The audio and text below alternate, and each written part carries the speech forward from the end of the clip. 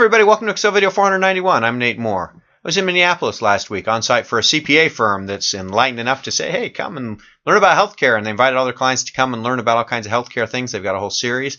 This week, I'm going to Florida to work with the group and train their team on how to use Excel and how to better use the data they've got. If I can come on site and do something for your practice, I'd love to help you. We're going to play more with tables in Power View today. And last time we were playing with some of the things you could do with tables. This time what I want to do is once you've got fields in there, I want to talk about some of the aggregation functions that are available in Power View. Now the theory is that you can control the data that's going into Power View. When you set it up and you build the Excel data model, you can control, hey, I want to sum this number and I want to count this number, I want to average that number, and you can set those kind of things up and have those fields in Power View. Now, that's all fine and good if you have all that control and you can do that. If you get the data you get and that's all you get and you've got to work with it, what you can do is you can come down to the fields and find a field here that you want to work with, and then this drop down arrow here gives you some options. We're summing by default. That's the way the Excel data model was created, but it's easy to average. Now I have the average fee for each of these referring groups, and I have the average bill charge.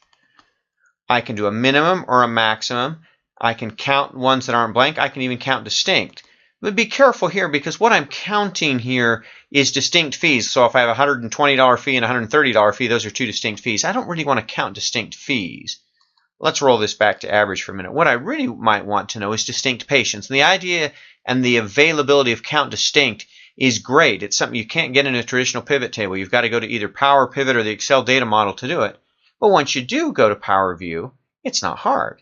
Well, let's grab the patient field right here and move that in just after. So I've got the referring group here and the average fee, and I've got all these patients. So that doesn't mean anything. But what I can do is I can come here and count distinct. And by counting distinct, now I have an average fee and a distinct count of patients. So I know I've got 17,000 patients that came from no referring group, and 14,000 came from house, and 1,700 came from alpha, and that kind of thing. The ability to count distinct and the ability to control the way you're aggregating or looking at your data, even if you can't control the data coming into Power View, is a very powerful way to customize the data you can do. You can do minimums, maximums, average, count, sum, and especially count distinct with that drop-down arrow. That's what I wanted to show you about just the basics of tables. Stay tuned. There's a bunch more visualization kind of tricks we can do. We'll keep going in the next Excel video. Thanks for watching.